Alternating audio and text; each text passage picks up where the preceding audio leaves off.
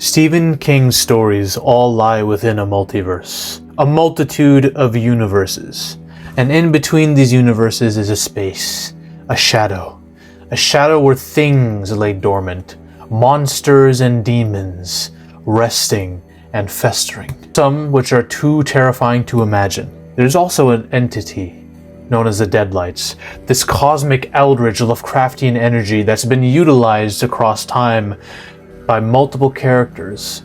Two villains in specific are the most popular that have utilized this weapon. A weapon that, when you stare at it, it blindly turns you mad. You go blind with insanity. The creatures that have used it are the Crimson King, who's regularly weaponized the Deadlights to dispose of enemies, and Pennywise, who may be an extension of this energy. The Deadlights may or may not be its true form. We don't know what his true form is, but it probably is something kind of like this. He's not actually a clown. The clown he wears is a face, covering up the true hidden monstrosity within. Something much more demonic. Pennywise is an eldritch horror that consumes many beings. Pennywise loves fear. Maturin is a turtle god. Let me explain. He is known as the primordial god that lies over space and time, one of the guardians of the lamp, essentially. Once there was an eternal darkness known as a Prim, and then Gon created everything, life. This dude is like the god of most of these universes that we see, and he vomited our universe into existence. So Pennywise was curious, addicted to the feeding of fear. He took a corporeal form, a spider, where he launched himself into our universe and came down to Earth via asteroid. And when he came down here, he put on a certain mask, that of a clown, so that he could strike fear into the hearts of people everywhere. And he loved children the most because children were ripe with fear. So he would feed on children regularly in Derry until a band of kids, the losers, decided to team up, Avenger style, so they could fuck this clown up and get him out. Pennywise is known as the Eater of Worlds. This man has destroyed entire civilizations across different planets. Maturin the Turtle has created many entities and Pennywise has killed them all. Pennywise is the rival to Maturin. As hungry as he is, in many ways he does it to spite Maturin. The only way to beat him is a very, very specific ritual known as the Ritual of Chud, where battle of wills between Pennywise and a group of kids.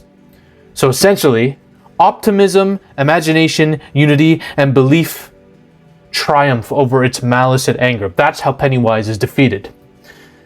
Yes, ladies and gentlemen, Pennywise is not like Cthulhu, okay? A being that if he was to rise up, everyone would turn mad and start offing themselves. No.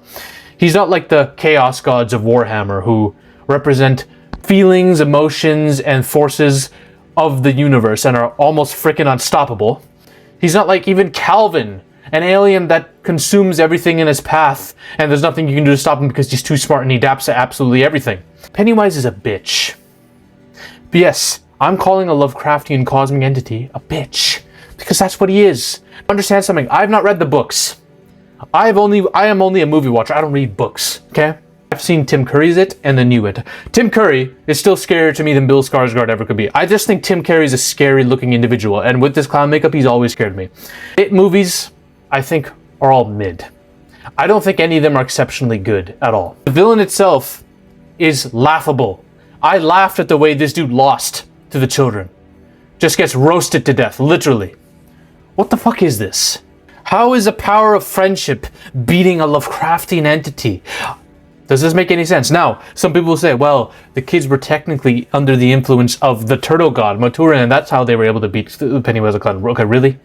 Really? So, who's under the influence of a literal god?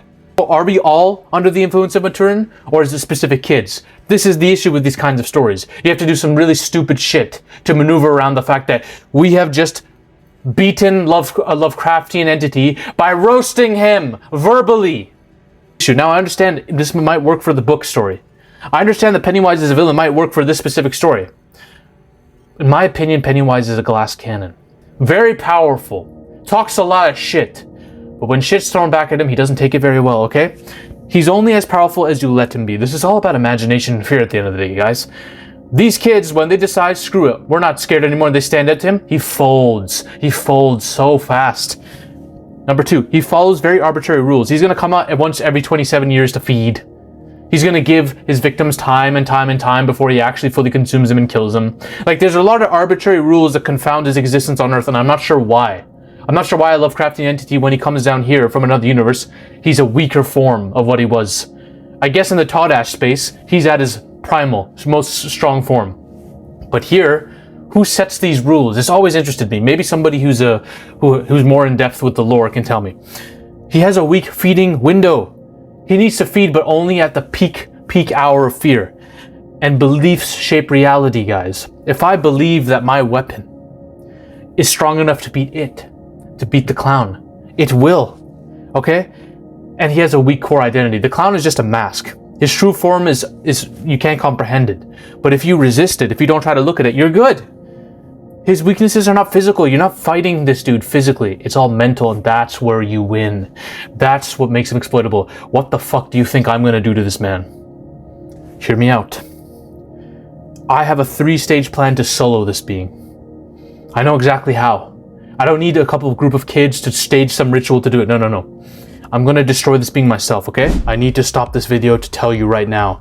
You need to like the video, otherwise Hollywood will molest me. I have a mission to take over Hollywood completely so we can save storytelling and cinematic visions forever. Hollywood doesn't want me to do this. They might take me hostage one of these days, so I can't do this war alone.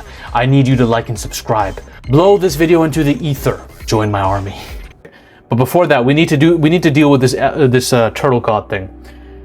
If I need the turtle god to back me, if that's what this story is, fine.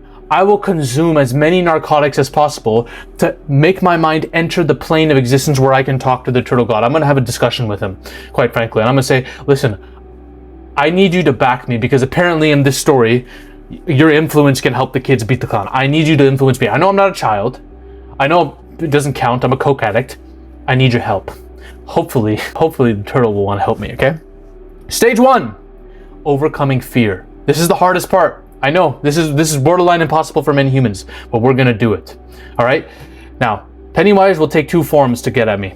The form of a smiling brunette who looks psychotic in the dark. This has been one of my primal fears since I was a child. Since I had a dream about one chasing me down the hall. This is the reason I don't like the Smile movies, because they throw this shit in my face every 2 seconds.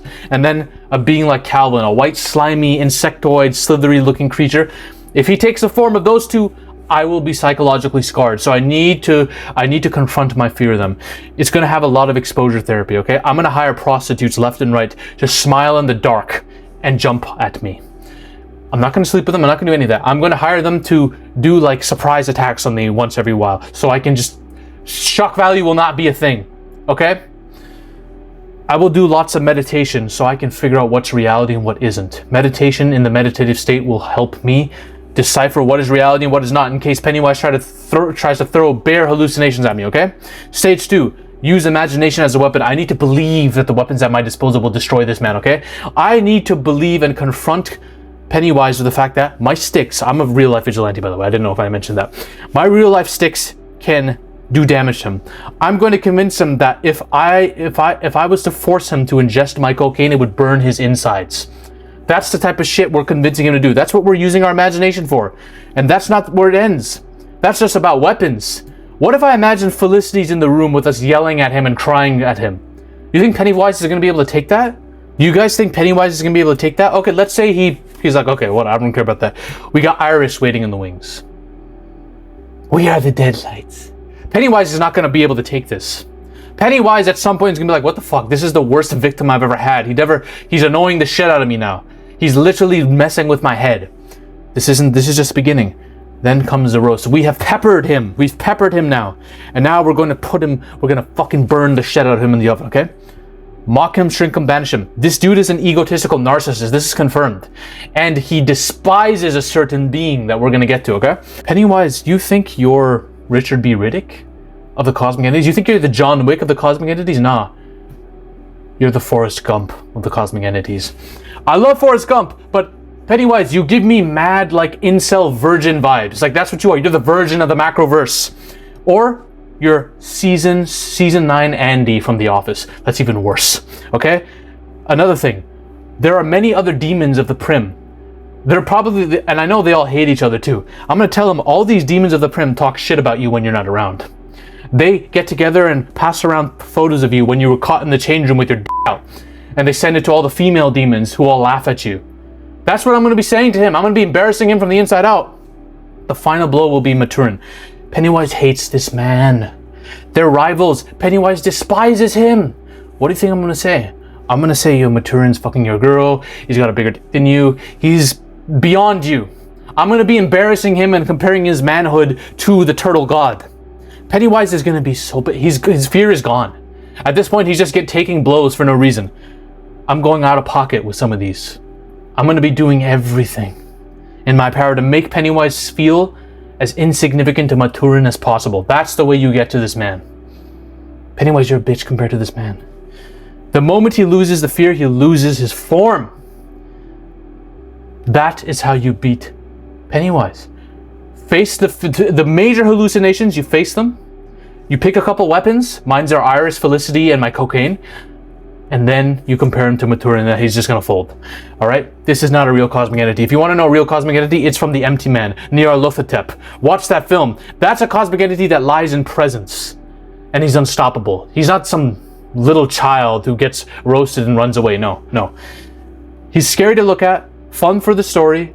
I get it. He's an iconic look, and he's inspired an epidemic of clowns. Back in 2007, these clowns were going crazy. I have to fight these clowns out on the streets myself.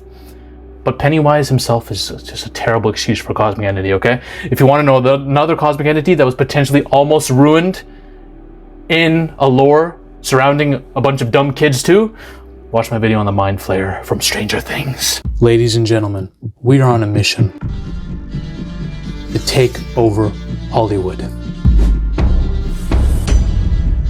But the army must keep growing.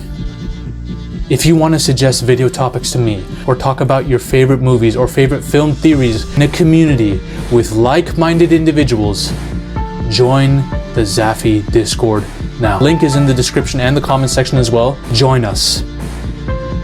This movement is just beginning. We're taking over Hollywood, one coke line at a time.